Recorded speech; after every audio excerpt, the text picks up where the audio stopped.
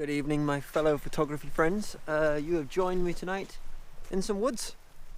Unusual for me to go to some woodlands, but I have to say Argyle has some incredible forests. Like, look at the size of some of these Scots pines. They are massive, they are contorted, and they, most importantly, are interesting.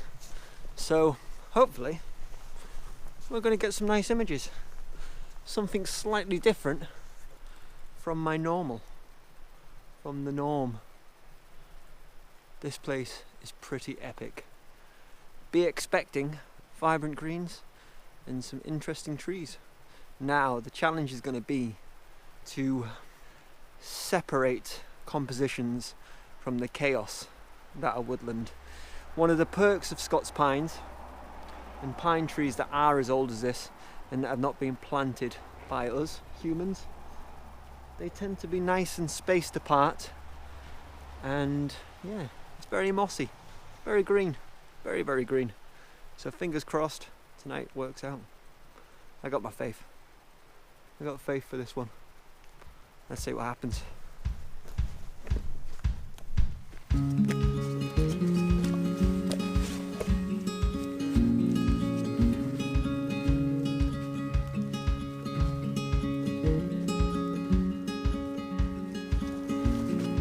So I'm walking around and I'm seeing things that might work.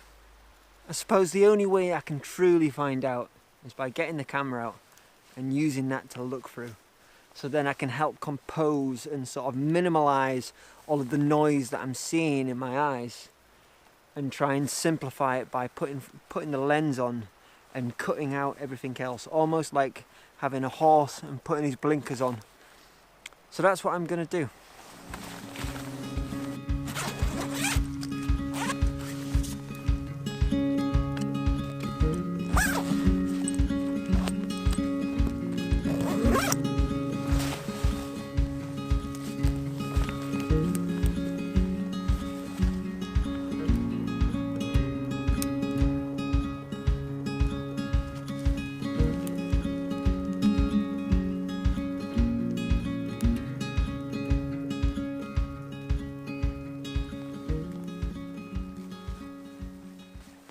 So I think I've already found a composition that I quite like. Don't get me wrong, I am no woodland photographer, I am no Simon Baxter. But this has got something interesting. What I really like is the way the branch curls around, makes an S up to this big tree that's got all of these limbs sticking out, and all of the limbs probably are dead, but they're all covered in this most fantastic moss. So I think it's time to get the camera out and let's see what happens.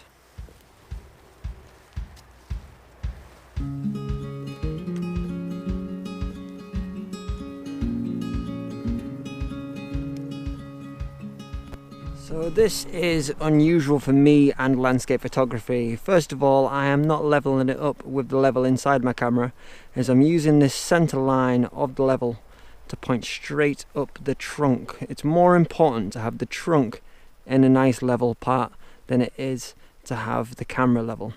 So I've set my stick just off the bottom third on this side, and look at that curve leading round into that tree. You can see why it caught my eye. Now to get this, I am going to do a bit of focus stacking. So I'm going to start off by going down onto here, zoom in, and then I'm just going to make sure that the end of the stick is pin sharp. That is super important for this composition. I'm actually going to open my aperture just a little bit to make sure it is. There we are, that's looking lovely. And now as I zoom out and go back to f11, and now because it is so moist, I'm going to make sure that I check my image. Now after I've taken this image, I'm going to then sharpen it on the base of the tree, and then I'm going to pan up and get the top of the tree up here, so then I can make sure that's nice and sharp as well. I don't want to just cut it off here, I want to go all the way up, so I'm just going to have to pan my camera up to get the top of the tree as well.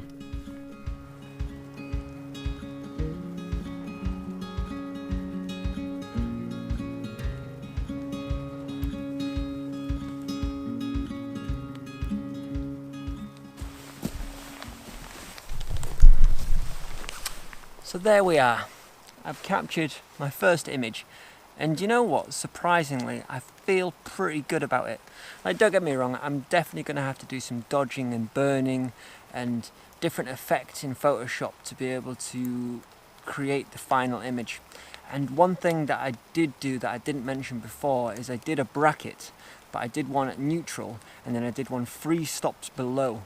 And the reason why is because though it's very dark in these woods, the sky is still super bright. So all I'd have ended up with was the tree exposed properly, but then the sky completely blown out. And even though it's still just a grey, dark and dreary sky, there's a lot more light up there than there is down here. So when I get them 2 images, I'll blend them together using HDR, and then I'll make my panoramic. So then as I drop my highlights, nothing's going to be blown out. Fingers crossed.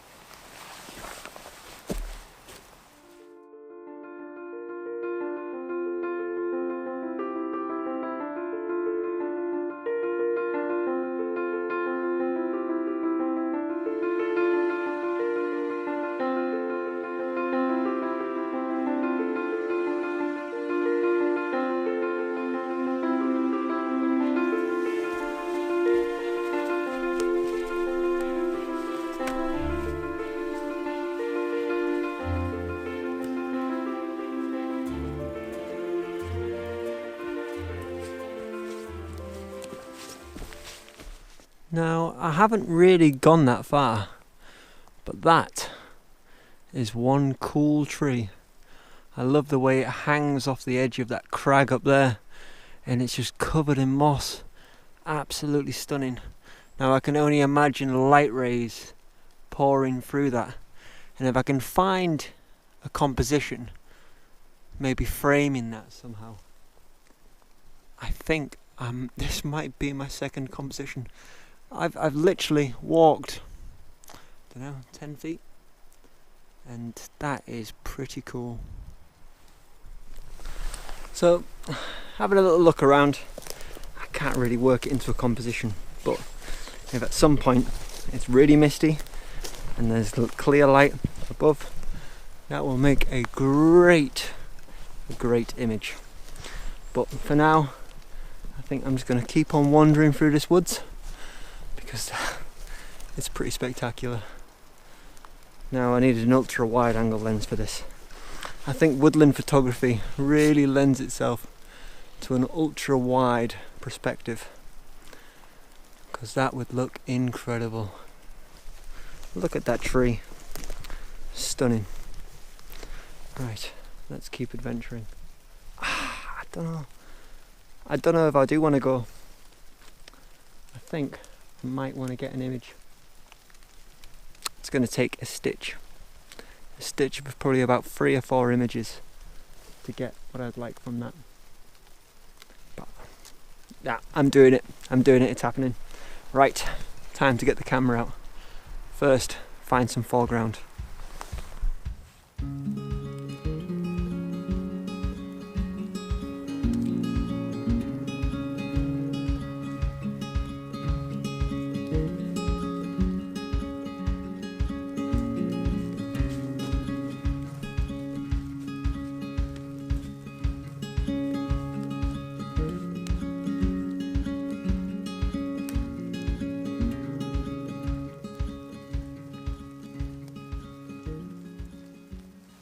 So I have to admit, I have kind of created my foreground, and I don't know whether it's perfect or not, but it's pretty good. It'll do. It will do.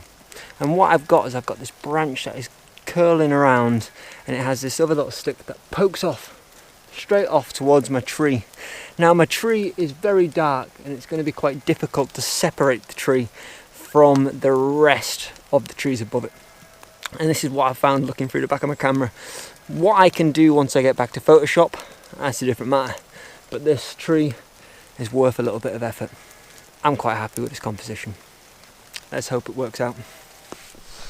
So I managed to get my shot, and the settings I ended up having to go for was f9, to just get more light to my sensor. There was so little light coming through the trees, I really had to open up my aperture, so it's okay. I prefer f11, it gives me a bigger depth, but it works. It worked, and hopefully it's worked. But anyway, I'm getting distracted. But the Argyle heavens have decided to open, and there was a bit of rain. So what I did is I shielded my camera with my coat, as you'll see, and then every so often I had to give my lens a bit of a wipe. But I think I managed to get the shot. It ended up being a 3-shot panorama, trying a vertical panoramic to get the full scene, and I'm really happy with the results. But since the skies have decided to fall all over me, what I'm going to do is I'm going to go for a little wander and see what else I can find in these woods. So far they have been super fruitful. 2 images I really like. So let's see what else we can do. I've got hope. I've got hope for more. Let's see.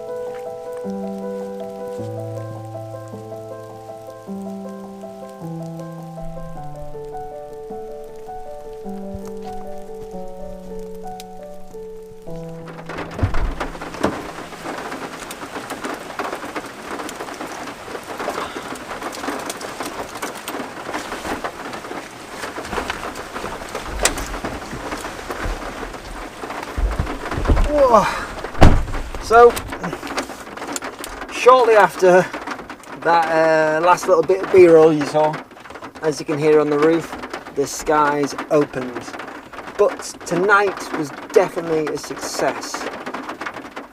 I never thought I would enjoy, or something I could possibly turn my hand to, as woodland photography. But I really enjoyed myself. Like, I had a nice time, and I think I captured some nice images, which probably has led to me having a nice time.